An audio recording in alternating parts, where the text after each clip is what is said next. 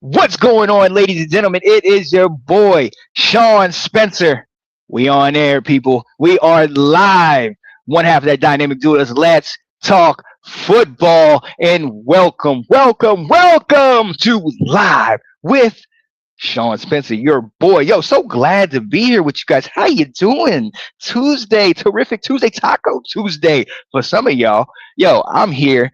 I just love talking to you. Y'all know that. But I'm not talking football today. No, not today. Football season's coming up. Got a lot of stuff to talk about. Maybe talk a little basketball soon, but not today. We doing something new. Something new. We doing a live with Sean Spencer where I get to interview my people, my friends, the people that rock with me, that work with me, that get an opportunity to talk to me and everything.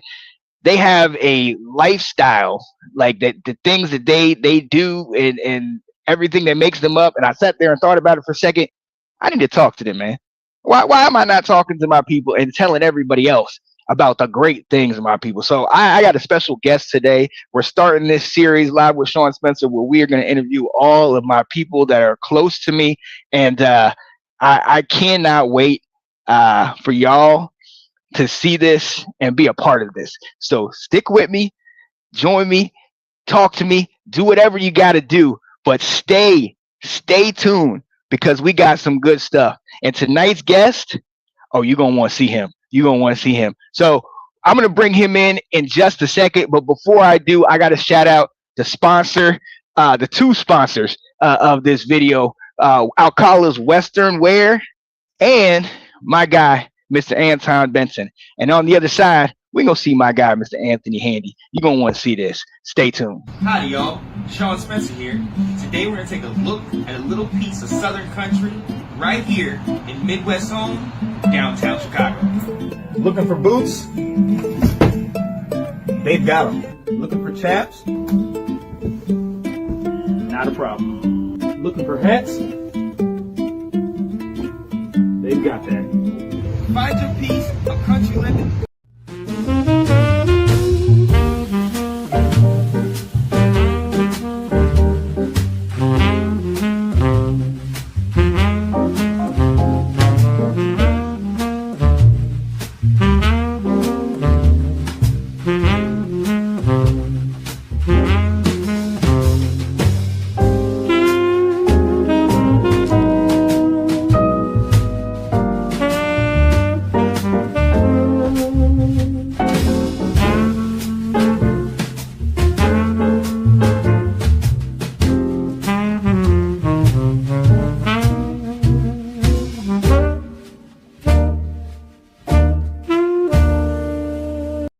Something in me. Got a little food in me before we got this show started. So I am very, very happy to be here.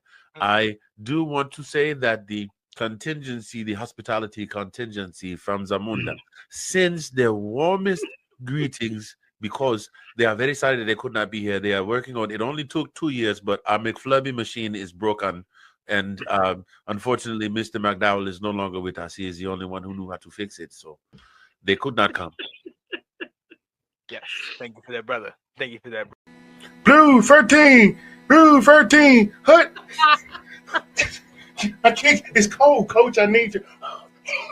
Oh, you meant my actual what I thought. And so Kirk Cousins in the last 4 games has thrown 0 touchdowns. Zero. It's like that song, nothing from nothing, leave nothing. Mm-hmm. You gotta throw something if you want to get a TD. Yeah. Always, I am very happy to be here, and I'm ecstatic that the band is back together. Yay. Yeah, we're here. NSYNC is going on a reunion tour without Justin. It's gonna be May. No, but anyway. All right. Without further ado, let me introduce my guy, the man, the myth, the legend, aka Mista Fingaz, Anthony Handy. What up, Anthony? Hey, what's going on, man? You had to dig up the doggone. I brought them all out. Oh yeah. Nah, you didn't bring them all out. You just brought out. You brought out the ones that wasn't 8 minutes long. Right. I got a couple things in the background. You know that. But the Zamunda joint. I forgot about that. Continued resting in peace to Mr. McDowell. Yeah. What's up, baby? How you feeling? Oh man, I'm good, brother. I'm good. It's good to be back in the saddle. You know, things is. Hey, you want me to say it? I'll go ahead and say it. Come on, I'm very say happy it. to be here. I'm very happy to Uh, be here. let's go. Good, good, Now you know the show can start. Look, ladies and gentlemen, you see him, the man, the myth, the legend, my guy, Anthony Handy. And it is only right that the first, in the inaugural, the initial show of Live with Sean Spencer, had to have him on here. Had to Wait a bring minute. this guy. Talk to me. I gotta jump in though, man. I know you do your introduction. I hate to mess your flow up, but bruh, Come on. you in them jeans with that shirt on, doing the little skip, and then you, Yeah. and then you had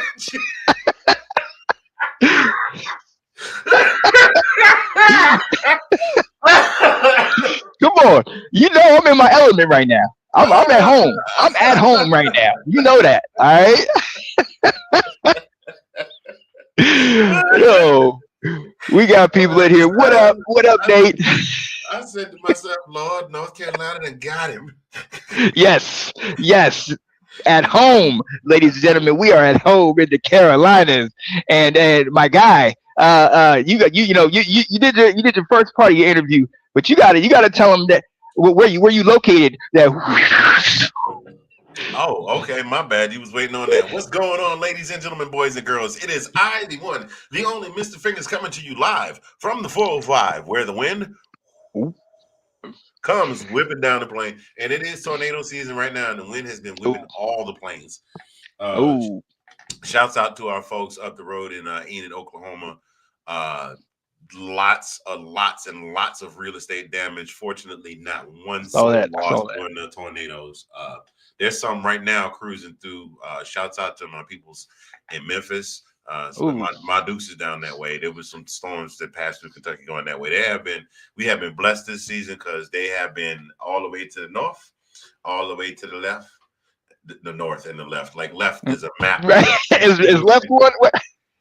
The storms have passed all around us, but we've been good so far. So yeah, Amen. Praise God. I can dig it. Hey, don't start because you get red flag. Good God. Glory. Don't do that, Deacon. See, that's my Deacon right there. That Deacon Spencer. You'll meet that. You know what? I'm gonna shut up. You get to meet me in a minute, I reckon. Oh, it's coming. It's coming. Yo, lady, yo. So, hey, Anthony, my guy, the first guy that I did a one-on-one interview with you years ago. Now, that was 5 years ago, 2021. You and I did an interview during COVID. Your boy, if I'm not mistaken, our mutual friend, Mr. Brandon Garner, the yes, keyboardist and DJ vocalist extraordinaire, member of one of the baddest bands in the whole land, GP Vibe, and the Earth, Wind, and Fire tribute band. Check them out if you're ever in the DC area. They both banging. Yes. I think he put you in contact with me some kind of way, Mm-hmm.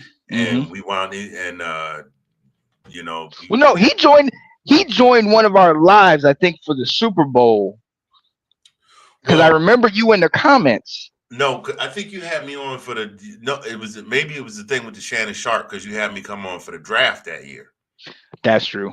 I had the sweater and the ball head and the cognac and everything ready. I believe that's how we got started. But man, we go back a bit, and yeah, we was all in the house. It was a few folks outside because they was getting $7 flights to the Bahamas on Spirit Airlines. Mm-hmm. But there you go, Nate got it. Mm-hmm. On the Mega Podcast. That was the draft show, right? No. So that was the other one. That's what your boy from the Ball Pit podcast you did. Dave Ball, yeah. Shout out to my boy Dave Ball from the Ball Pit Pocket, man. I've been in this thing for a minute. You have. You did podcast for a podcast was popular. My man, come on now. Come on. They need look, they need to give you your money. They need to give you your residuals on that, man, because you've been doing it for a good minute and a half. when I started doing, well, we'll get into that into a minute. Well, yeah, we'll do that. We'll do that. But look, like I said, special guest Anthony Handy, and we're gonna get right into this, man, because look, I've known you for a long time. but a lot of people don't know your story. And part of what we're doing here, live on live with Sean Spencer, I just want you to be able to tell kind of your story, where you come from, you know, kind of your upbringing. You ain't got to tell me from birth to this, but kind of where you come from, your college, the young stuff. Talk to me a little bit about that. The life and times of Mr. Anthony Handy. I was born, like the song says, I was born in the belly of the South. Come on now. I'm a Georgia boy, born and bred. Spent actually, I want to say half, but I've lived every place else now longer than I've lived. No, the first half of my life, I spent living in Georgia. Mm. Educated in the Savannah-Chatham County public school system. Proud of class of 1988 graduate of Windsor Forest High School, the Castle. 88. 88, yes, sir. That means we coming up on, we 2 years shy of 40. That'll be 38 years now since God, that makes me feel old. Oh, man. Brother, when I met you, my beard was still, I want you to chew on this. When I met you, my beard was still 98% black. It was, though. Yeah. It was. You ain't lying. Yeah. Educated in the public school system. Did a year at the University of Georgia. Nice. I say did a year. Essentially, my parents sent tuition to the university, a tuition room and board to Georgia for a year because I did very little going to class. I would say, what were you doing? Sleeping all day, partying all Come night. on. I'm not even gonna lie about it now. I ain't mad at it. My daddy, God rest the colonel is gone. God rest his soul. So I could say Hallelujah. it now with my whole chest. I did that because I know he wanted to kill me when they sent the letter home saying, "Thank you so much for the tuition room and board, but you gonna have to go someplace else and get your grades up." Yeah. So you got to go. So I enrolled at a very small HBCU in my hometown, which has all the sentiment in the world for me. I grew up on the campus because my mother worked there. Both my parents met there, fell in love, and got married after they graduated college. I've got aunts and grand aunts and grand uncles and grandparents that attended there, otherwise known as the beautiful College by the Sea, where Savannah meets the sea, the Savannah State University.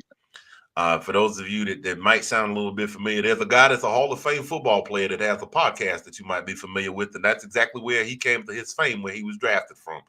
Come on. I pledged the fraternity while I was out there. Shouts out to my brothers in black and gold. Get it? Don't get me started. I might do what you gotta do. I might mess around and hurt my sacroiliac. Said all my arm. I got to stretch.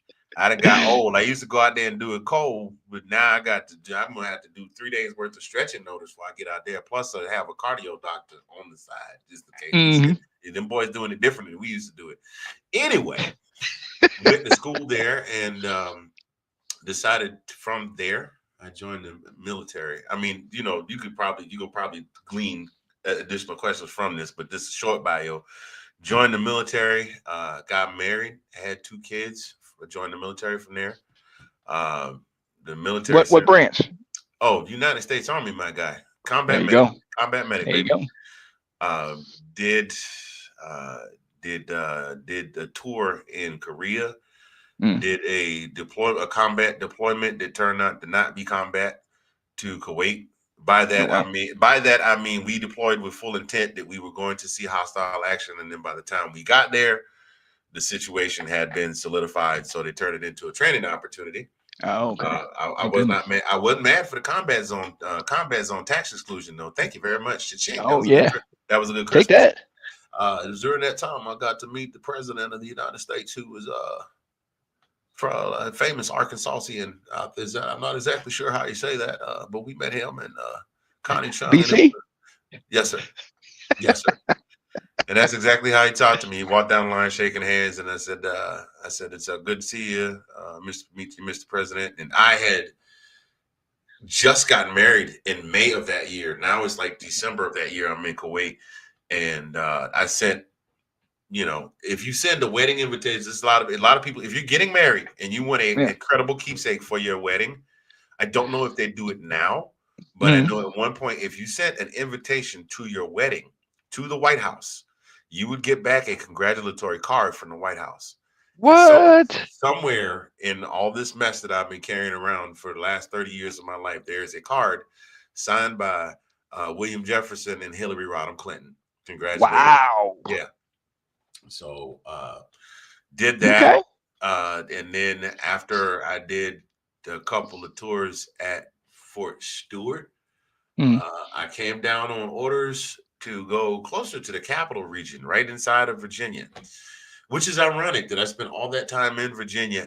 We probably maybe crossed paths once or twice, not knowing each other, and did not get to know each other until I got here. But I spent, almost 2 decades in the DC area. And I did not know. And it's crazy because you talked to me about this since. I never knew you was right outside the district. I never knew. And it's funny, you talk about how the people we cross paths and the people you and I both knew, and I'll bring random people on and you'll be like, hey, I remember you. What's up?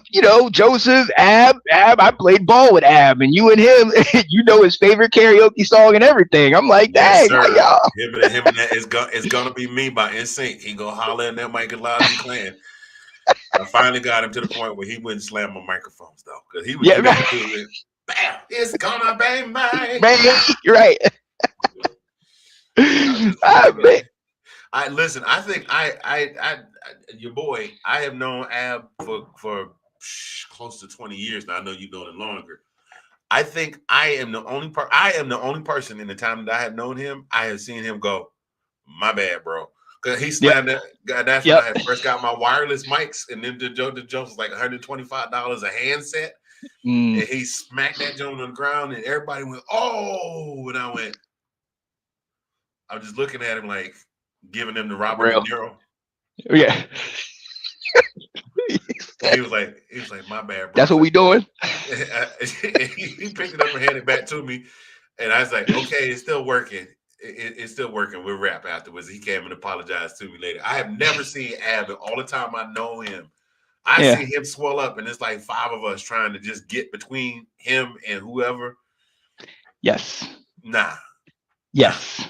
I lived in that area for a long time. I was a karaoke host in that area for the entirety of the 18 years that I lived there. And by that time, I was remarried and had more children. I have 4 children, beautiful children. They are out and about and doing their own thing. And I'm very proud of all of them. Wound up, the wife said, hey, my job is moving to Oklahoma City. I can get another position within the company, but I really like the position I'm working with and the boss I'm working with. By this time, I'm retired from karaoke full time and doing it kind of part time, working for the post office. And we mulled it over, and here we are. 8 years. This July makes 8 years since we moved out here. I think we got here on the 4th, if I'm not mistaken. Really? Yeah. Okay. And I found out real quick, when you're a University of Georgia football fan who moves to Oklahoma 6 months after your team beat everybody else in the area, favorite team in the Rose Bowl 6 months before, that you don't get a lot of love. I mean, I think I'm cool with everybody now, but boy, had a lady in a Walmart tell me, you can go home and change shirts, and when you come back in a different shirt, I'll finish ringing out your purchase. And I looked at her like, that's what we doing? Yeah, she was serious about that. She was serious about that. She's like, no, I'm just playing, but I don't want to lose my job. But don't come here and wearing that. We still hurting over that. Read the room. Read the room. Read the state. Right. Well, look. I completely understand that. Now, being a Northern Virginia native, I'm from this area. I'm from Carolina, which I reside in now, and I had, I always wore my Tar Heel stuff. I always Tar Heel blue, Tar Heels, the whole 9. I came down here, and I didn't realize, they sectioned off. I'm in Wolfpack country. I'm in NC State area. I didn't even recognize that. I went to one place and they had all red on, and I'm sitting here thinking this Crips and blood. I'm like, whoa, what did I just walk into? Hey, yo, and they was feeling right. Look, did you just like did you just like Boys in the Hood? Hey, cuz, you must not be from around here. Right. Which would set you right. They're doing all that. I was like, for real? I was like, that's how we rocking. So I had to slowly take the hat off. Like, okay, this ain't Northern Virginia where they don't care about Carolina and Northern Virginia. But no, yeah, I completely get that. Down in Charlottesville though, when y'all was all in the same conference. They really did. And it was funny because growing up when I was in high school, everybody was Virginia Tech, JMU, and I always rep North Carolina, but they did their thing. But that's them. Ain't nobody worried about them. Let's be completely honest. Ain't nobody really worried about them. But look, real quick, we're gonna take a quick breather because I want to get into your karaoke. I want to get into the time you spent, the music you've done, who you have been as a person, and kind of the insights of who is Mr. Handy. But we gotta do another quick little flashback to something my guy does. My guy always got something going on. So we'll be right back. Double Tuck Landing. It was insane. Yeah, I think our guy is suffering from a case of Cypress Hill. The music fans know exactly what I'm saying. And insane in the membrane. Insane in the brain. Pick it, pack it, make a peeler. I'ma start a fight with somebody, not a Pittsburgh Steeler. Hey, I'm going in. I hate the Miami Hurricanes because a brother like me is going insane. I don't know. Anyway, hashtag Mista Fingaz Freestyles. Yeah, available on everywhere that your podcasts are available.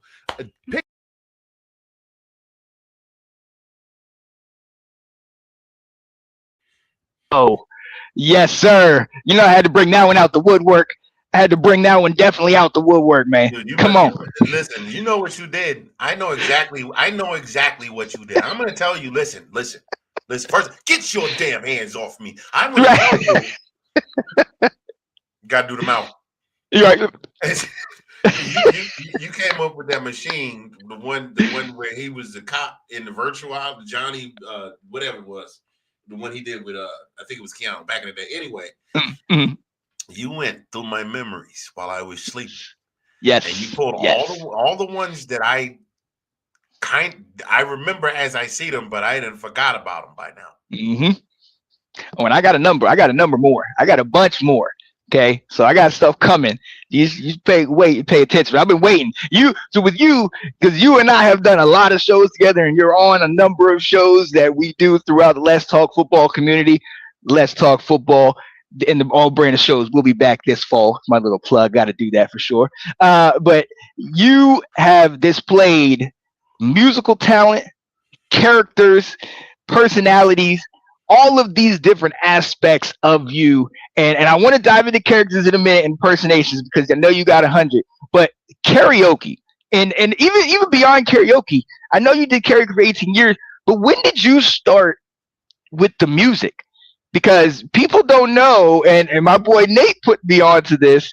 You got some LPs out there floating around and some CDs and stuff like that. When did you get into doing all the musical stuff? I have been musically involved in some way since I could walk and talk. My aunt had one of those upright pianos where you open the thing in the front would open like that, kind of like yes. Oh yeah. And then if you wanted it to stay, it had a little thing you would hold it like a little holder that would hold it open, or you could open the top. Well, the reason that the thing opened up was so that the music could flow out, because some upright pianos didn't have an opening in the top. Yeah. They later did away with that. They made them smaller, and then you would open the top if you wanted more sound out of it. But anyway, It was in my grandfather's living room, because I guess I reckon my aunt couldn't take it with her to Boston. But I used to reach up and do the keys. There's pictures of me in my little jumper with my little hard bottom white high top shoes on, reaching up to try and get to the key. You know the ones Eddie Murphy talk about when the babies that got them hard, right? Them hard high top shoes on with the hard bottoms. Right. They stomp you in the feathers with both feet. Now y'all both crying. Right. Yeah, reaching up, trying to play the keys. And then when I got big enough to sit at the piano, I just thought the only song I knew how to play was the Batman theme. I just said, "Go dan dan dan dan dan dan dan dan dan dan dan dan Batman," and then my arm would go, "That's okay, baby. You didn't sing it enough," and that would just make me play it harder. Yeah. So, and where I grew up in Savannah, eventually in the 80s there were more radio stations, but there were like only really a couple when I was coming up. And one, of course, was the urban station before they used to call it urban. And then there was the kind of the all-purpose station that played everything else. So if it was a song, I knew it and I knew all the words to it. And my mother would say stuff like, "How you can memorize all the damn words to the song, but you can't memorize your homework?" I didn't realize that was a question I wasn't supposed to answer. I'd always go, "I don't know." Say that a lot of, so that didn't make mom very happy. But no. Then I got older and I started realizing, okay, if I do this, then I could play chords. So then I started taking music lessons. I think I was about 9. I took piano lessons. Took piano lessons for 10 years. Learned how to play all kinds of classical music. Never learned how to read a lick of sheet music. Really? The lady would send me to the guild every year. Yeah, because I would, she would send me home with a recording or like a record or tape, because tapes were really started blowing up in the 80s. Yeah. Cassette. For the young youth. For the youth, tape cassettes. Okay. Right. The ones you had to screw with the pencil. To get the say so, but you had to get the big pencil. You couldn't get the number 2 pencil. Right, it was too small. It was too small. Yeah.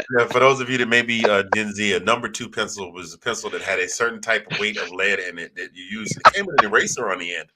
Right. Y'all are going to learn a whole lot about our world in this podcast today. So she sent me home with a cassette, and I would listen to all 3 movements of Moonlight Sonata and go back the next week and play it note for note. That was just the way that music. So listen by ear. If I heard it, I could play it as long as it wasn't too complicated, because I didn't have I wasn't blessed with the dexterity of some of the folks that you see that just play all kinds of crazy stuff until I got older. But I could play anything. If it's on the radio, I could play it. If I've heard somebody singing it, I could pick it out and start playing it. So I wound up playing for the children's choir at church. I played for the men's chorus at church. I wound up being the assistant musician to the mass choir at my church growing up. Shouts out to St. John Baptist Church, the mighty fortress in Savannah, Georgia, where I was born, dedicated, baptized, all under. It is the only church, the church in its 136-year history has only had 5 pastors. Oh, wow. Oh, dang. Yeah. So they stay. Yeah. They stay over there. Yeah. And when my first wife and I got married, I was married. He was the co-officiant. I was married by the same pastor that married my parents. Okay. Nice. Oh, my goodness. Yeah. So, and then I started playing for churches around town. I started, I played a little bit for the concert choir at Savannah State. I sang in the concert choir at Savannah State. I sang in the children's choir. And here's the thing. I would sing, but I would never come out solo, ever. I never wanted to do it solo. And the choir director, the late Randy Duncan, an amazing man. He was the director of the Savannah State Concert Choir. He said, then I went by Marcus then, my middle name. Marcus, we need somebody to sing the solo for Precious Lord. Me? Now, mind you, I'd go to the student center at lunch when I was at Savannah State. They had another one of them upright pianos up in the upstairs, and I would go up and for 2 hours just up there playing and singing and carrying on, and people would come by. Yeah, and sometimes people would come by. Yeah, sometimes people would come by and hang out, and every now and again it might be somebody I was interested in. I'd take up there and sit and play for. Watch out! Come on now, come on. One of my homeboys. Now hold on. One of my homeboys who happened to. I mean, mind you, I'm 20. Right. My homeboy. He's same age. Now he's a year older than me. He had a mass choir that he would go around and get some of the best singers from all around town. He had a mass choir that when they would celebrate their anniversary, they had to go to the biggest black church in town to have their anniversary, because everybody wanted to come see them sing. Of course. Sing at their anniversary. Right. He was like, man, dog, hey, play this for me, and I play it, and he's like, no, put the thing in there, boom, boom, boom, and we would jam back A little and forth. twist. Yeah, and so it was that in college? Not yet. Before that, no. Yeah. No, that was in college. But then I went and joined the Army, and they would have me singing at some of the unit functions and things like that. The national anthem, of course, because we weren't doing nothing fancy. And since I had been playing for the church for so long, I bought myself this little Casio. It's called a CTK 600, I think it was what it was. There's a 61. Casio? Yeah, it's a 61 keyboard, but it was probably the best one that they had that was affordable underneath the pro joints, right? Mm-hmm. And I just woke up one night with just ding, ding, ding, ding, ding, ding, ding, ding, sound like bells. Right. Got up in the middle of the night, had my little recorder, hooked everything up, started playing. And it was a song called A Greater Friend. Unfortunately, I do not have any copies of A Greater Friend anywhere because it was all on cassette. It was 30 years ago. And the quality, if I find a tape, it's probably going to sound like garbage. I'm about to say, I don't think we can play cassettes anymore. Does anybody have boom boxes or any of that stuff that we can play cassettes? They're making a comeback. They make it really? They're making a comeback, yes, sir. Mm-hmm. And the little combination joints that you can, like, I have one right here across the room from me. It's a combination record player, CD player, and it's got a cassette deck in the side. Oh, snap! Oh, they making a comeback. Okay, so we got to. But we got to see that. Keep on. But boom boxes are making a comeback. I don't know if there's any copies left because I only pressed and I say pressed like I had cassettes made, like the ones you would go buy from Record Bar. I got some blank cassettes, the blank white ones, and some white labels, and I typed out the labels myself. And it's called A Greater Friend. Now I went by, mind you, I told you I went by Marcus. So when I was at Savannah State, I was A. Marcus Handy. So okay, makes sense. Yeah, had to get that one for a second. Yeah, I got you. So coming up, I was Tony. When I went to college, I wanted to be different because I told you, man, I was a goofball. Didn't nobody want to go out with me. I was goofy. I wore sweater vests and knit ties. I understand. Ain't nothing wrong with that. I was Steve Urkel before Urkel was Urkel. Hey, look, I'm with you on that. Hey, my name is Sean Van Robert Spencer. Some reason I thought it would be better if I was named Terrence. I thought all the ladies would like me. My name was Terrence. The Van Robert was not something I thought was going to get the ladies. I'm going to be honest with you. I might have to redo Greater Friend because that was people want to hear it. I want to hear it. It was real simple. The chorus just went, look to the hills from whence come your strength. Come on. He is your friend indeed. He shall not suffer thy feet to be mud. And then I put the whinings on it. I put little whinings on it. Everybody was about the whinings in the committed back then. Fred Hammond.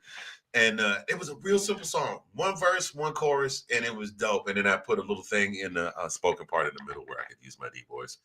But I didn't know anything about mixing and mastering and all that. But I sold so many of them things for $5, and I couldn't tell you where none of that money went. See? Did it go to the hair gel? Did it go to? No, not at all. I was just happy people wanted to hear my music because I've when I went back and listened to the tapes. Yeah.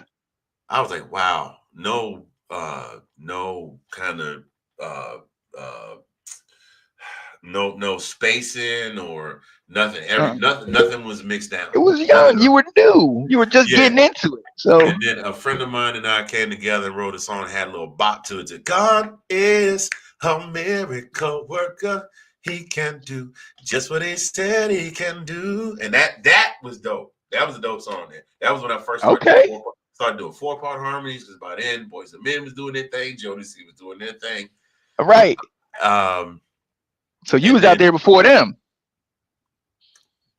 Sort of, kind of. Same time. I never blew up outside of my circle of people, but the guy that was the program director at the gospel station, the AM gospel station, had known me since I was a little boy. So he would put my stuff in rotation. Like, man. Really? Yes. W shouts out. What? Larry McDuffie, the great E. Larry McDuffie, WSOK 1230 AM. Then he would be like, here's a new song. Here's a song by a new gospel artist. I've known him since he was a young boy by the name of A. Marcus Handy called Miracle Worker. And man, and look, and come on, let's go. In the car, like this. Right, man. Right. And so nothing like hearing your own music. Come on now. Oh, man. And then they started playing it on KRP in Cincinnati? No.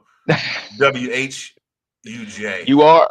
Oh. WHUJ, named the campus radio station after Howard Jordan, which was one of the former presidents of the school. So I got down in Savannah. I got my music played on 2 stations. Man, come on. At 20 years, 22, 23 years old. And I'm just like, look at God. Just the feeling of hearing it, right? And so kind of fell out of it for a little bit. And then I didn't really do a lot of recording of music after that for a while. Because I was gone a lot, and then I was gone a lot in the woods, in the desert. Yeah. TDY over here, TDY over there. But I played for the church when I was overseas in Korea.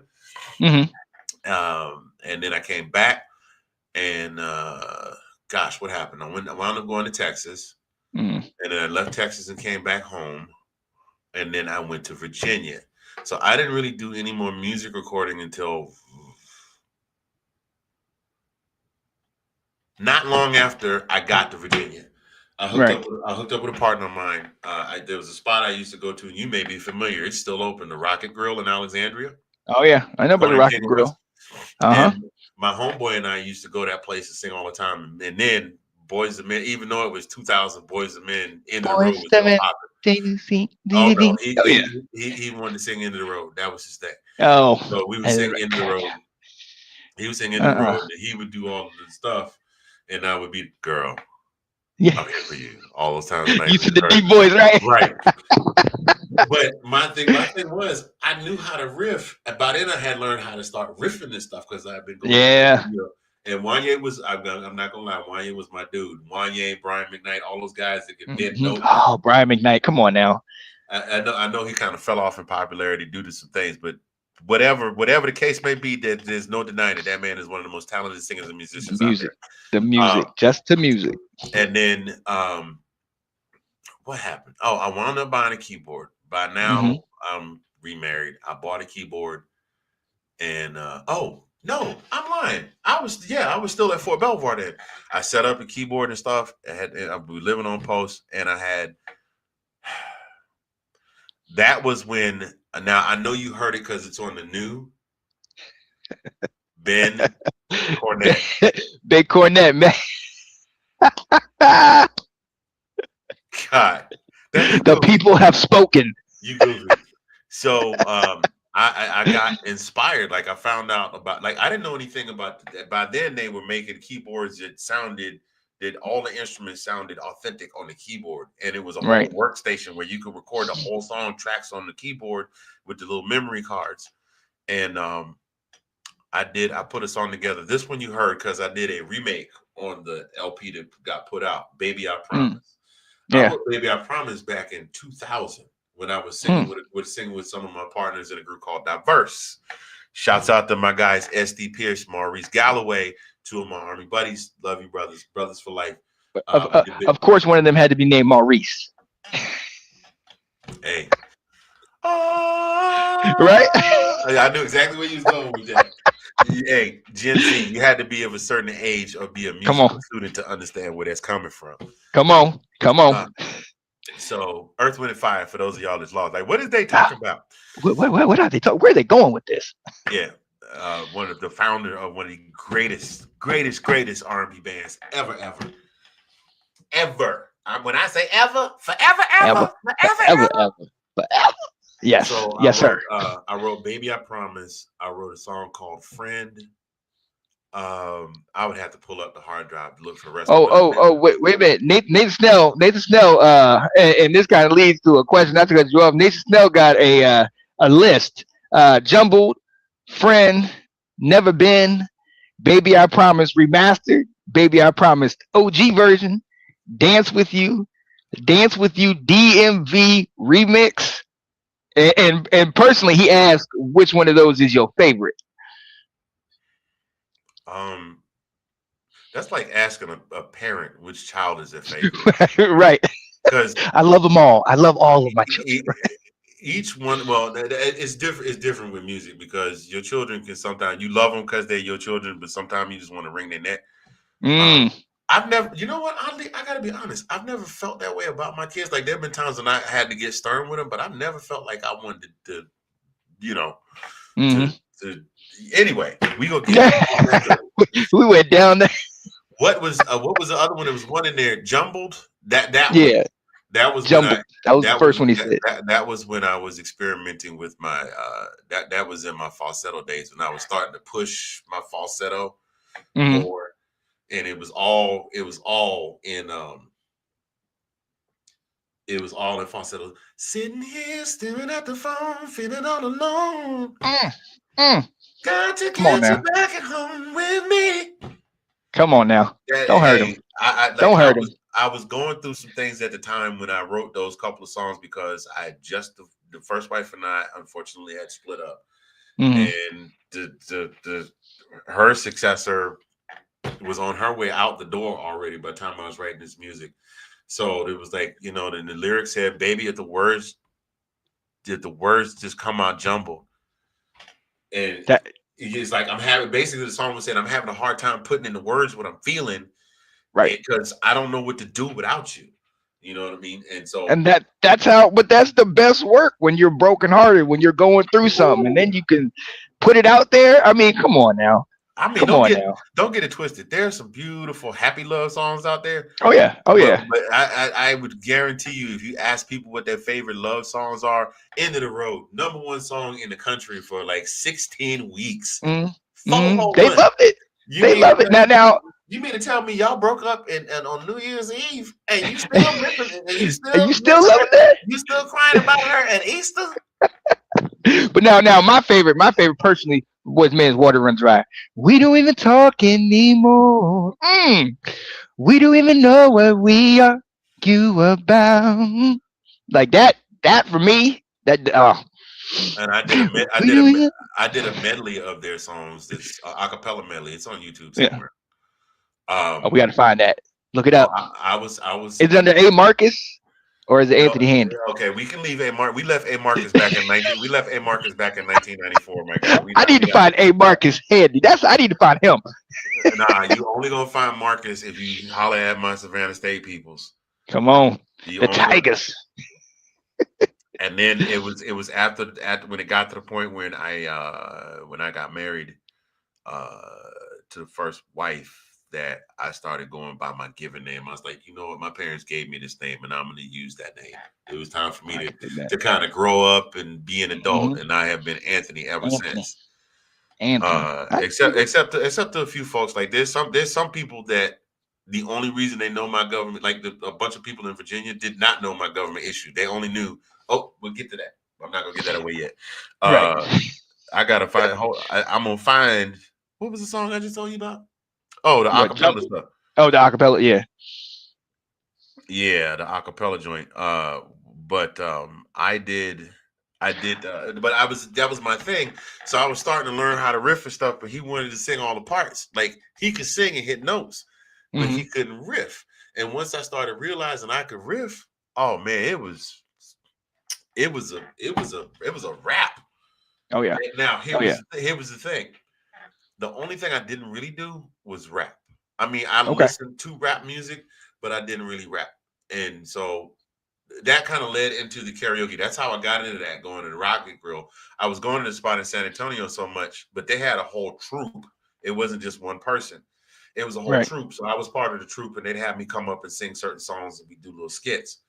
And then a partner of mine was like, dude, call this guy. I think you'd be great at karaoke. Went to work for a company called Associated Consultants, owned by Mr. Glenn Lawrence, and that guy took a chance on me. And for a long time, I was just hey, somebody's sick, we need you to cover.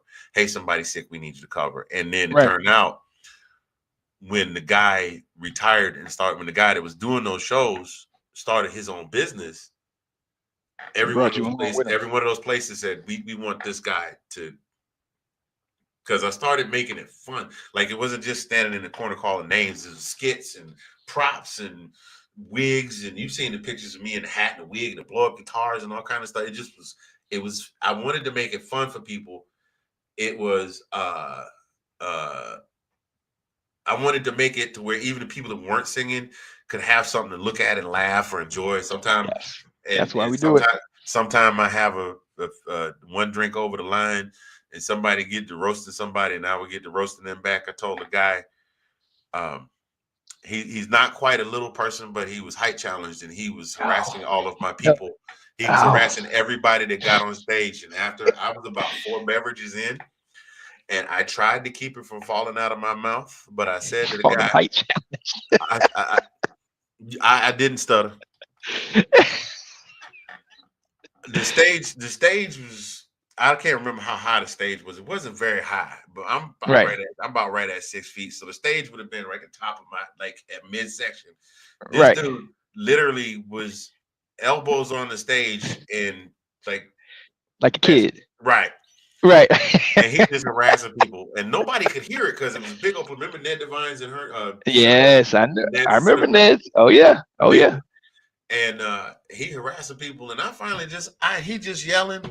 I cut the music off. I cut the interlude music off, and I'm just standing there. He just and people started realizing something was going on because I'm standing there looking at him, and he said, "What the hell are you looking at?" I said, does Mr. Rourke know you snuck off the island, sir?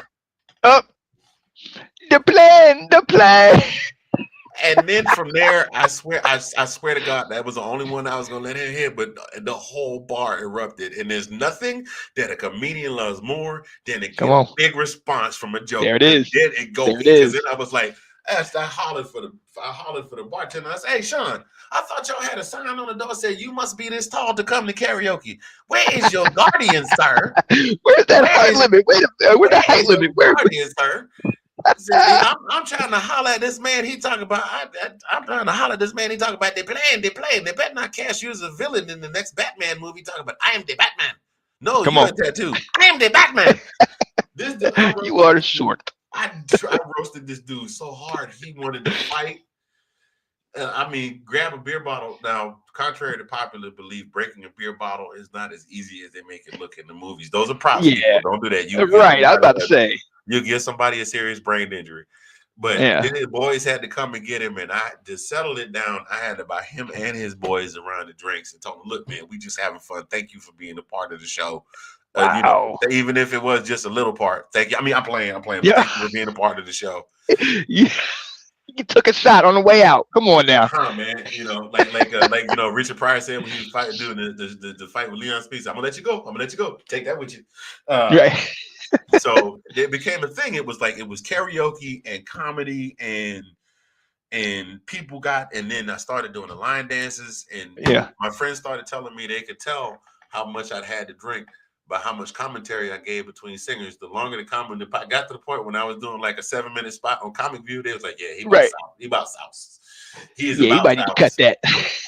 He about South. Good Lord." But I mean, we used to have fun with it, and it was just a big. I just wanted karaoke to be. I wanted it to be more than just people singing. I wanted karaoke to be a party.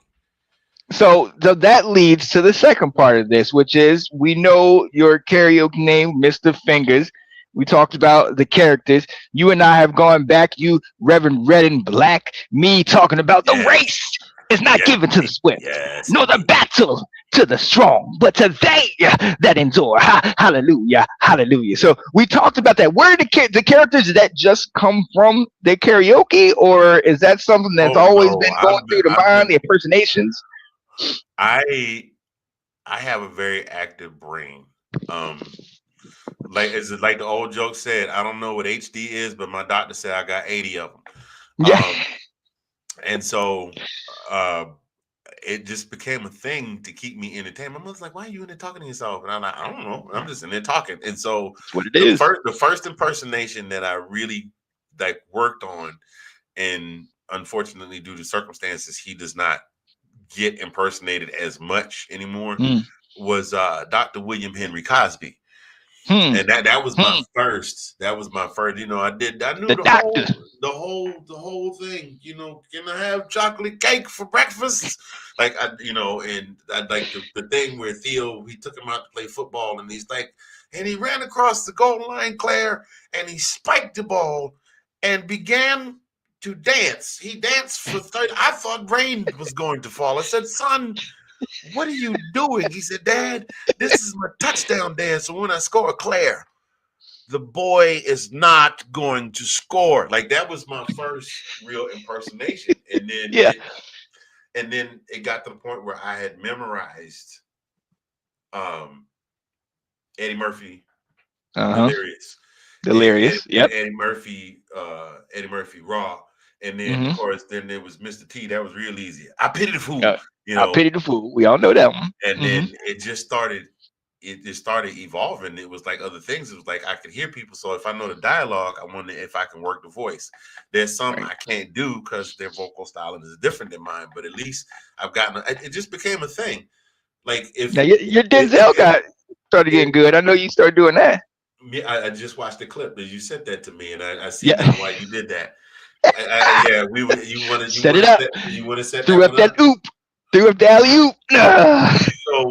So we were doing the show, and this was the round table. This is before you backed out and said, "Okay, I got my crew." Boom, there's a round table, and it was me. Served them up. You, Nick, and Tina, right? No, me, you, Nick, and Delilah. Nah, Tina was on there. I just watched the clip. Delilah was like out that week or something. Oh, okay. On that one, that particular one, yeah.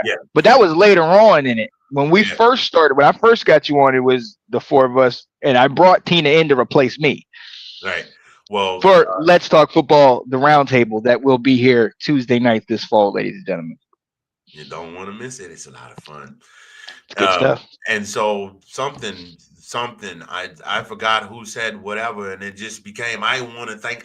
Listen. I want to thank you for something about validating my opinion. The fingers, the fingers and everything. The whole thing. Yeah. And Nick just kind of looked at me like, "What the hell is this?" And Tina's like, and I was like, "He said, Tina, you got any thought? Tina, you got anything to add?" She's like, "I got a couple thoughts." Nick's like, "I got one too." I said, "Let me go ahead and save you the trouble, sir. I know it sucks. I'm working on it." And Tina's like, "I thought it was pretty good," and I was like, "Right." She liked it. So yeah, I'm still Denzel is very hard to do. Like, it takes a special breed to do Denzel. But your Cat Williams is on point, and you say and your Uncle Shay Shay. Well, I mean, I've been listening to. I knew who Shannon Sharp was before the rest of the world. I could hear him yelling all the way from across the through the center. You understand what I'm telling you? You gonna shoot that 8 ball? You gonna shoot that 8 ball? You gonna shoot that 8 ball in the corner? You want me to button the? Hey, don't try and bump it with your hip now. Look, I told you. I told you he's gonna miss. Look. Classic. Let me go ahead and finish this real quick. Bow, then right there. That and the Denzel, I was like, that is a man. That's not one that if I ever was to blow up, would not ever undertake. Not when you got C. King and you got your boy, the one Jay Farrow, when you got Jay Farrow out there. Yep. There was another brother that was on First Amendment on Cinemax back in the day, the one that did the skit where it was Denzel Washington and Morgan Freeman running the chicken restaurant. Oh no, I didn't know that. I gotta go back and look at that. The guy was like, let's see what's going on here. All right. So you say you got no mild sauce, you got no hot sauce. If you got none in this bag, I guarantee you I'll give you back every dollar, every bit of your money. I do remember that one. That guy. Oh yeah. With the cigarette in his hand, like Morgan Freeman comes in, is like, "What are you doing, Denzel? You're fired. You gonna do this to me?" Like he did the whole I love that. But it just became a thing. It was started as something to entertain me, and it became. I think honestly, I'm gonna tell you something that might shock you. I have never really been an uber self-confident person ever at any point in my life. Now, if I had some alcohol in me, well, different animal. That's everybody. I've never been exceptionally self-confident, and sometimes the voices became like my outlet. You know what I mean? Like it's just like some ventriloquists will say, if I say to you, "You look like crap," you might take that as an insult, but you put a puppet on my hand and I say, I'm going to tell you, you look like crap. What is that? Who dressed you, your mom? You're going to laugh because it came from that guy. Because it came exactly. So it gave me an outlet sometimes to be able to say what I wanted to say to people. Like when you with family and they saying something stupid and you're like, oh, hell no. What the hell is wrong with you? Right. Do you know I know you can't tell me nothing. I know I look cute. Heifer, do you know we can see you? Nah, boo-boo. I don't know what that was you thought you was working with. You might have thought you was light-skinned, but you actually rice-skinned from the mountains of Caucasus. That baby got a 740 credit score right now. Lord. But it also became a thing where it just gave me an outlet to be able to, and I incorporated hide behind that. all of it. Well, I won't say hide, but I do this, but yeah, it allowed me to I incorporated all of that into the podcasts and the karaoke shows, and it just, it was all in the name of fun. And I mean, it's been amazing. I don't do karaoke full time anymore. I do cover part time at the spot I like to go to now. If you ever make it this way, I got to take you down there. It's a little bitty spot. It's a little bitty spot. It ain't that big, but we cut up in there. We cut up. Oh, we got to do that. Whether it's packed, or whether it's lightly seasoned, we have fun in there. We still get down. See, all right. Well, we're going to have to make that happen. But look, ladies and gentlemen, we are about to get out of here. But I got to do one more clip of my guy and then just talk about what's going on this day and age, what's going on now. So stay tuned. We'll be right back with you. I'm going to get this one more clip in, and then we'll be right back. Tuning in. We appreciate that.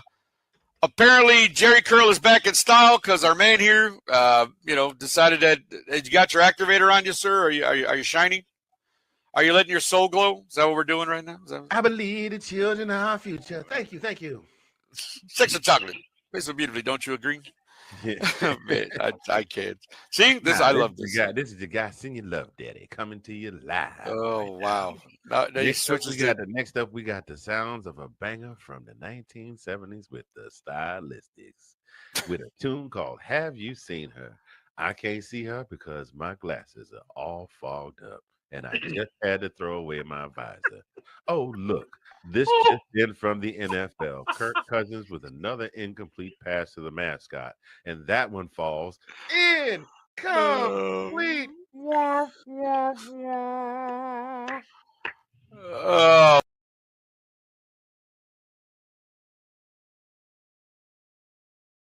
God. Not Randy Watson and Senor Ledbetter. Right, all mixed up in one. Talk about characters. You want to talk about a mashup? That went from Coming to America to Senior Love Daddy was Do the Right Thing, wasn't it? Good Lord. So look, hey, we've talked about those things, impersonations. You alluded to earlier some of the things that you're doing, and I'm going to go to a question that Nate asked, kind of to wrap this whole thing. You do all of this stuff. What is your why? Why do you continue to karaoke on the side? I know you do the shows with us, and and ladies and gentlemen, if you have not seen him, Ben alluded to it. I mean, he is one of the national treasures. I can say this, and I know it because he is so good that he's gotten me to the point where I will get frustrated because I'm like, all right, Andy, bring it back, because he's killing it, and I love it. But I'm like, we still got to do the show. We still got to do it. But I'm telling you, it is. Listen, y'all think he's joking every time when he's opened the show, and he would deliberately come to me last, and I would start on something, and then he'd just send me on my phone, not even in the private chat, on my phone, bruh. We got an hour show. You got us at 11 minutes. I handed off to you at 2 minutes. Quit. Come on, Kirby. Come on, Kirby Smart with the ground and pound. Let's put this thing in the end zone. Right. Cash Jones. But look. Shouts out to my boy Cash Jones with the draft getting picked up by the Atlanta Falcons. I hope you do some great things in Atlanta, my guy. Come on now. Come on. But no, yeah. So I mean, look. What is your why? You're doing things now. You have your hand in almost everything. To Nate's question, what is your why for right now? My why for right now. Well, number one, it's a lot of things that ain't cheap, and I do happen to get paid for some of the services that I There it provide. is. Yes, sir. But number two is something that I've always loved. Like I mentioned the piano playing. I love playing the piano. I am so Yeah. busy. I got a whole full size key. It's right over. You can't even see it. It's right over yonder that way. And I haven't had a chance to. If I'm being honest, I haven't had a chance to play it since I put out the LP. Oh And wow. that's been Gotta get back out there. that'll be 10 years next year. Jeez. And I need to. By the way, I need to get a copy of this LP because I need to promote it. I'm about to put it in the trunk and go out to some of these places, pop the trunk, and be like, "Yo, I got this new LP, 10 years old, throwback." Man, ain't nobody buying no CDs now, man. Listen. I'll bring it back. They're doing vinyl now. If I got some vinyl pressed, hey, there it is. Hey, sneak peek. Might get that thing going. you joking? I tried to make sure that the kids all got a copy of the CDs and nobody uses CD players anymore. Maybe I should get some vinyl. Anyway, moving forward. Look, I got a CD player, so you need to go ahead and give me. I would like to get one of the CDs, my friend. I would like to get one of the CDs. Come on, autograph copy. I don't give out nothing but autograph copies, my guy. There you go, my man. So, but yeah, what's your why? Why do you continue to do all the stuff you do? You do an amazing job at it. But what's your why? Obviously, because other than the money. Because it's what I feel like. When I was younger, I used to think that I wanted to be in a group and be famous and, thousands of people hollering when I walk down on stage. And I'm happy where I am. I'm not mad that I never got there. I wouldn't mind having some of the money. I wouldn't mind being anonymously rich. Oh, but, please believe that. But I'm happy with where I am. It's just because it's something that I love to do. And if you don't use it, you lose. Like we gonna bring it back to something. You was going somewhere with the battle to the strong and the race to the swift. I know I got them backwards, so don't beat me up too bad, Deacon Spencer. But there is a story. Come on, Rev. The man of the house was leaving, and he said he was going to leave some things in the care of some of his peoples. Come on now. Come on. And he said, "You come here." He said, "I'm gonna give you this, and we'll see what you do with it when I get back." And then he brought another one, and he did the same thing with the second one, and he gave the second one something a little bit more, and he gave the third one a little bit more, and he went off.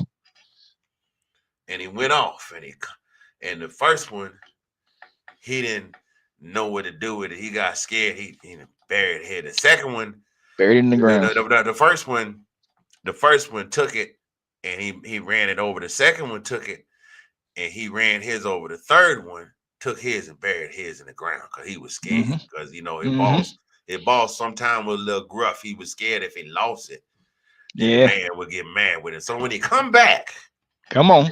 He said, "Call him up in there." He said, "What did you do with yours?" He said, "Master, you gave me 5, and I done took it and made 10." Come on. And he said, "Well, that's all right, young man. Come on here. I got something for you over here. You going over yonder." Then the second one, he said, "Come here. What did you do with them now?" And he hemmed and he hauled and the master said, "Spit it out, boy. Spit a ton, like the girl on the video. Spit it. What you call them, chicken tour, whatever name is. Spit it out." He said, "I was just playing, boss. You know how you gave me 10? I'd have stepped on it and flipped it. I'd have got you 50." He said, "Boy, look out there now. I see you the man. I noticed you the managed to stay away from Omar and them boys. You done a good job. I got something for you over here." And then he got to the last one, and he said, "Well, what'd you do with yours?" He said, "Man, look, I be asking for time off. You don't want to give bro time off. I can't get no PTO. No, he didn't say no PTO. You always messing with talk about how I dress and how I wear my hair and how I got the wrong hairdress on. So I didn't want to lose your junk, so I just buried it in the ground." Come on, tell the story. I got it right here. I made sure I had it for you when you got back because I figured it was better to have this than to have nothing at all. Come on. He said, was you not Is that was you not paying attention over here? You see when he took 5 and made 10, and he took 10 and made 50, and you put Come yours in the on. ground. Talk about who man is this? Yeah, somebody get your boy. Get my stuff that he didn't want. He said something else, but I can't preach that. Come Man on, of the come cloth. on, Get come my on. stuff. He took it and gave it to the one that made it 50. Mm, And the point is that if you don't use come on. what is given unto you, it will be Preach it. taken and given to somebody else Come, tenfold come what on. you could have done. Amen. The Come on. man, I'm gonna tell you, look, we gonna keep it entertainment. The man that was producing them 5 boys from Boston and taking all their money, send them home to the project broke. He was using them talent the wrong way. When they Come went on. over here, and Huh? yeah, they had to get rid of the crazy one that married the skinny singer, but he got right Huh? after a while and came back. Like the Come on. prodigal son. Hey, when he got over there and the people that knew how to use them turned them around and flipped it over, running, pressed down, shaking together, running over till the oil dripped out of their bed. What I'm saying to you, sir, They brought it is back that there. I have an obligation, Yes, sir. because to Yes, sir. whom much is given, much is required.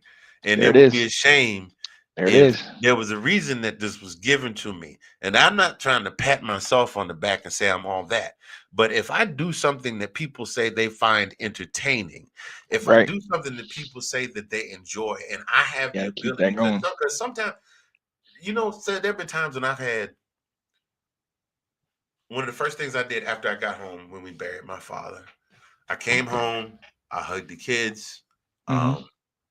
Um, I hugged the kids. I hugged my wife, and we just sat around. And we were both going through it because she had buried her father 6 months before. Yeah. And as soon as that Friday rolled around, I was right down there at the spot, Hmm. because that has always been my outlet. When Yes. I am down, music brings me up. There are times when I Yes. listen to music. Yes. I give you case in point. I'm still dealing with the death of my father. I was on my way home, and Donnie McClurkin came on. Ah. And man, the lady pulled up next to me and Hmm. honked at me. She said, "Baby, you okay?" I said, "I'm fine. I'm fine. I'm good." You got it. Because You got to let it out. I had to let that out. It it Hmm. it is it's like a healer. It's like they It say, the is. balm is that is the entertaining. That is my balm in Gilead, so to speak. Right. Now, I didn't mean Right. to get spiritual on all of y'all for that's No. not No. Ain't follow nothing up. wrong with that. Come Now, on. and I know some of y'all might not think and believe like we do, but everybody has some sort of some sort of refuge, something to feed their spirit. And Right. music and entertaining has always been feeding to my spirit. If I'm in a room with 50 people, Yeah. and Yeah. I make one person laugh. We If I good. have one person come up to me and say, "I don't know what that voice was you were doing. It sounded like a combination of your aunt and But I Steve love it. Urkel, but I enjoyed it." Or somebody came and said, "You know what? I really just had a good time at the show." They don't have to, compliment me specifically. I had a good time here tonight. Are you here regularly? Well, let me know when you're going to be back. Yes. That Yes. means a Yes. lot. Yes. That means that what I did was not in vain. You know what I mean? Because I could be easily out here just doing, and nobody care. Right. And I mean, not only that, it is also, like I said, there been a look. There have been many times when I didn't want to do some stuff that I go back to old me that used to want to knuckle up and knuck if you Yeah. buck, Up. and, Up. and get in the car and Hmm. put on some Tech Nine and Hmm. ride around the city. Hmm. And let it get out. Follow me all around the planet to run a gamma no psychology. They can never manage you to damage no apology. Pick them off the planet, the little minute, because I got a credit. I'm a damn because I'm an oddity. Like that. Like just let it out. Come And on now. they come home and get in the shower and be like, or go to the gym. Whoo, I got a whole playlist. I'm telling you. I got a playlist that's like insane. It's like just and I go and I get my heart. I find that I get my hardest work. It has always been something that has sustained me. Like if you are Right. hungry, Right. whether you're Right. spiritually hungry, whether you are hungry for your purpose, there's always something that feeds that, and Right. entertaining has been that for me. Right. When I go back and I look at, I might have cracked the joke and not thought nothing about it because I'm somewhere else in my brain, and then go back and look at the video and see the three of y'all falling out of y'all chair. Yep. There it is. It might not have been there for me, but it was on me to bless y'all with it. There it is. There it is. And let me tell you first and hand, and you know how I get, and the only reason I get the way I get is because there is division. I see what it is, and a lot of times when I get so caught up in driving the vision and trying to be the taskmaster and we got to do this, I know what I see, I forget to live in the moment and I forget to appreciate it. But like today, going back through, and I sent you the playlist, going back through and looking at all those clips, in hindsight, I about fell out going back and looking at the clips and all that, forgetting that you did Insane in the Men Brain and how quickly we get into it. And, I went to the Puka Puka Puka and all those different clips that we've done and so much fun that we've had. And the fact that even if I'm not on that show, I love the Roundtable, the ladies show, because of the fact that gives so much joy to the people that are on it and doing the things that we're doing. My job is done. And that is the gift. That is what I like to do. So when you tell me that and your humor, your voices, your music, your everything, I give you a hard time at times, but just know it's out of love, and it's all because where I see it going, when I see it going to the mountaintop, I know I joke about it, but when I see it getting there, it's because I know the calling. I know what's supposed to be. And I try to sometimes put things in a box, but it's not supposed to be put in a box. It's supposed to go the way it's going. And I'm so glad and so blessed that you've come in and you continue to bless us with your humor, with your joy. And ladies and gentlemen, you I don't know if you know, but this man, that beard, okay, you see it's white, that comes with wisdom and experience. He'll hit us with something. Sometimes it comes in a joke, but he hits us with the wisdom. He'll hit me up with some things at times, and I'm like, Dad, okay, Dad, let me write that down real quick. Well, I gotta jump in here for a second on that. I owe, if I've ever blessed anybody, you and anybody else in my 55 years with any wisdom, I owe all of that to my father, the man, the myth, the man I call a colonel. That man, Amen. He didn't talk.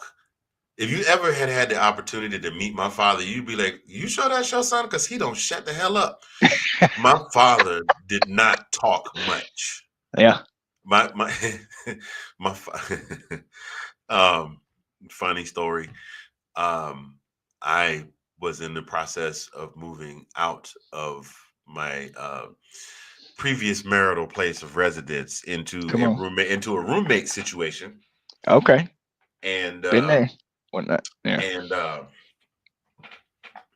my father and mother had come to town to kind of help out and look after the kids, because kids were little at that point. So if I could get stuff done, I'm moving, and we got to the place. And I was getting stuff out of the truck, and it was me and my cousin and a couple other people. And this lady came over to talk to me while I was talking to Dad. And said, "You got everything? You got anything else you need?" I said, "No, I'll be back over there in a minute." She said, "Oh, but," I said, "Oh, by the way, this is my father, Dad."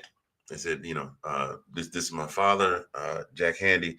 Dad, this is Karen." And he says, "Nice to meet you," whatever. She said, "It's nice meeting you too."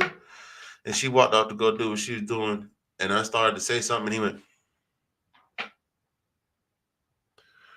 "Boy, you ain't got yourself involved with somebody else already, is it?" He already knew. He knew. 30, 45 seconds tops. Yeah. Already on top of it. See? Come on now. Come on. Let me find out. Come on now. And just that quick, like, and I know my kids think I don't be paying attention because I talk a lot. But you Pete. when I call it, They be like, "Oh, you saw that, huh?" I said, "But I don't drink no more, son. Yep. I be paying attention, and even sometimes when I drink, I see. When I was drinking, I saw it. I just Paying had to attention. hold. I just had to hold it because I didn't want to bash you with it because I was, Oh yeah. Go, Oh go, yeah. go on and ask that girl out, but Dad, Wait a minute. Wait a minute. wait a minute, wait a minute. I am someone's father, sir. So it's but yeah, I meant to tell you, we talked about everything else, and you know what we didn't talk about? I know you're trying to What? wind this up. No. Which? The voiceovers. Yeah. No. No. No. So speak on that. Speak on that. So when I moved here, I mentioned earlier I'm a member of Alpha Phi Alpha Fraternity Incorporated, the oldest Mm. Black Greek letter organization, the oldest collegiate. I had to make sure I Shabbat. specify that. The Come on. oldest Black Greek letter organization in the I think in the world. Founded in Really? December Okay. December 4th, 1906. I said I had to specify Greek letter because there's also Prince Hall, and Right. Right. they are also a fraternal organization, but they're not Greek letter. And I Okay. also had to specify collegiate because there Right. are other Black fraternities and sororities that existed before Alpha Phi Alpha True. did. Anyway, Okay. doing a Okay. whole lot Right. of unnecessary talking. Got here. Got see, I can do it myself sometimes instead of you I going, understand. okay, moving back on. Um, Bring it this back around. all right. As we wind to a close. Okay, Yeah. okay, I got you, Pastor. See, that's why I'm not gonna let you do the benediction no more. All right. No, All no, right. no. I just say like did you get the praise break going right before the pastor trying to do the benediction? Right. The band have been playing and sweating, and you give the band director give his hand signals like you calling the play on the basketball court, and the Right. pastor just go as we wind to a close. Right. Right. Um, Bring it down. just Bring bring it them down. down. So I got here and quickly linked up with the brothers and have participated in a lot of different activities with the brothers. And I got a call out of the blue one day and said, "Hey, brother Handy, we're doing a Veterans Day program, and Nice. we also like to do videos for Hmm. for those folks that can't make it. So would you mind doing a voiceover?" I said, "Absolutely, would love to." They sent me a script. I read it. That is now my job every Yes. year on the years. Like they mainly did it because COVID and things like Yes. that, but they're back to full in person now. But even Okay. when I'm available, I'll go by and either be the master of ceremonies or whatever. Um, and then I got a call from the same brother that they linked me up with for the Veterans Day programs. He said, "Hey, Mm. I don't know if you know Brother Jones, but Brother Jones is the subject of a documentary, and they're currently looking for somebody to do the voiceover There it for is. this program." Um, Yes. and Yes. I said, "Well, what is it about?" And he was explaining. So, I can tell you the story. The brother's name is Harold Jones. He's one of our senior brothers in the chapter, and he was the sole African American member of a jazz combo named the Mark IV Band.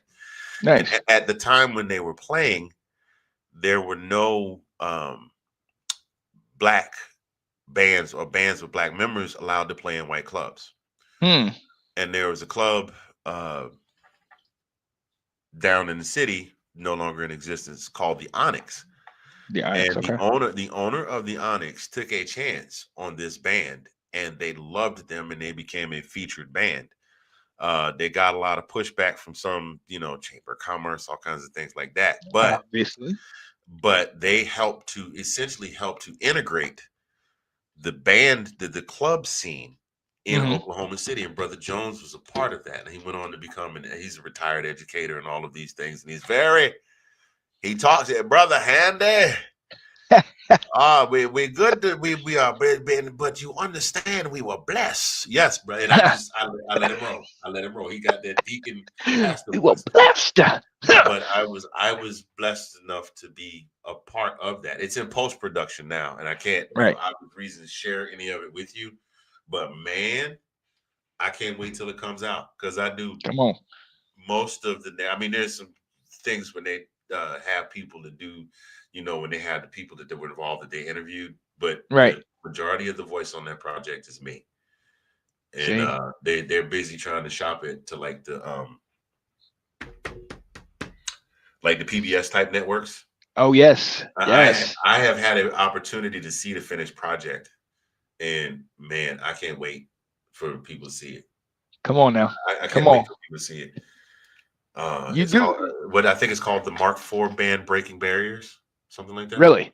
Yeah. See, yeah. Let me know when that comes out. The Mark IV band Breaking Barriers, Mr. Anthony Handy, formerly known as Marcus Handy, also known. You see how you know our girl Annie Agar, the one I like to share to the Right.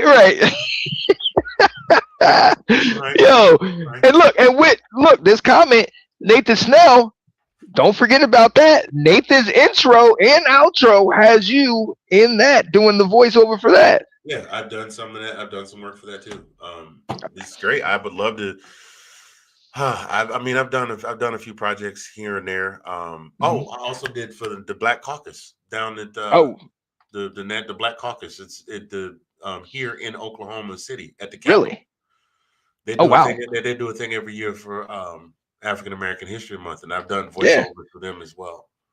So, ladies and gentlemen, so if you need voiceover work, you see who to go to, right there.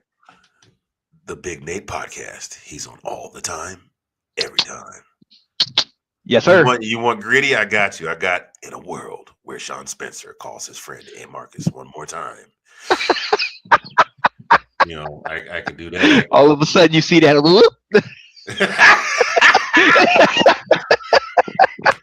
Just come out of nowhere. Just wait. Exactly. But look. All right, we got to get out of here. And listen, and I'm gonna tell you, this is why I love getting on with you. But also the part of me that is very about structure and let's get it on. And I got to put it in this box. I got to do this, and that. The first time me and this man went on, we was only planning on going on for 30 minutes, 45, maybe an hour. We went on for nearly 2 hours, and hour of that was just riffing off of each other, going back and forth. So the chemistry, it's there. It's clearly there. I'm going to put this out for you guys to see. Those of you who are watching it now, that's good. I'm going to also probably run it tomorrow morning. It will be on my YouTube channel.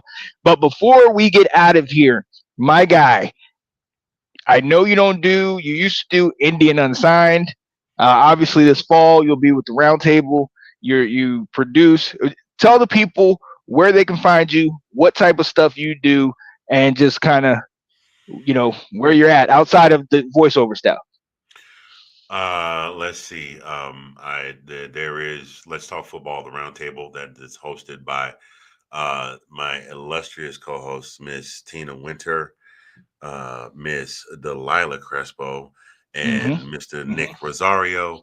I am the only host who is not located in the Chicago area, but we do have three different teams we root for. The chemistry is great on that show. Then there's also my Virginia homeboy, who also is a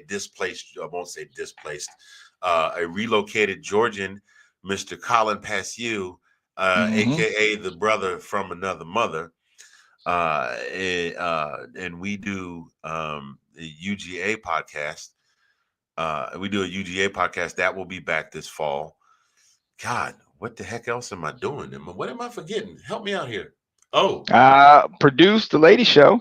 I produce the Let's Talk Football Lady Show.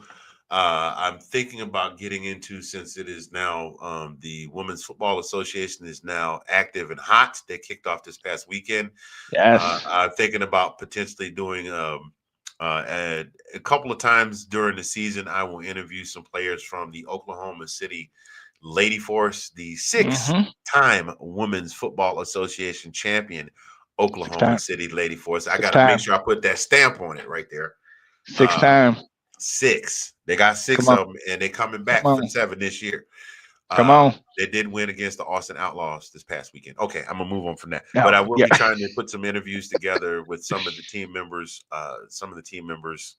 This season. I should have put that in place when they announced the thing was coming up. But hindsight, always 2020. We'll get it. It's a heck of a lot better than being mistaken for tattoo at a karaoke bar. Boss, they playing. That's all I can think of right now. And then I do, every now and again, I'll jump on with Sean on Let's Talk Football. We got this. I think this is the first year we didn't do a draft show since I've met you. Anyway. Yeah, I believe so. Yeah, we've done it at least 3 or 4 years, and even if I haven't done it, we've still had it hosted some way. But yeah, no, I believe this is the first. So I ended up going on with the guys in NFL Edition. They ended up doing it, so I hopped on with them for a little bit. But it's a long show. Actually, a lot shorter this year since they kind of shortened up the time, so it was only 3 hours instead of the 4. But yeah, it's a long show. But we'll be here. Also, hey, don't forget to tell the people about. I know y'all don't do it as much, but popcorn and parachute pants. Oh yeah, that's gonna make. Well, actually, it's now been kind of incorporated into the Roundtable movie podcast, which we haven't done one yet, but we've been talking behind the scenes about getting one going here soon because I miss my partners in crime. Yeah, get in touch with and look, that's my part. That's my gift. I want to build the bridges. Y'all connect, do what you do, but keep it moving and grooving, because the only way that we gonna keep going through this craziness thing that we call life is to keep connecting and keep talking to each other. So if I can continue to bridge that gap, then my job is done. Yeah, for sure. What else? I had something else and I can't remember what it is because I got so many things. Like right now I'm thinking about what the hell am I cooking for dinner? But I mean, I do a whole bunch of stuff. If you want to get at some of the content, may I, sir? Yes, please. The YouTube handle is Zagnif Productions. That is ZAG, or as Usher would say, they call me ZAGNIF. But there's not enough letters there. I would have to hold Mista Fingaz and then flip it backwards. Right.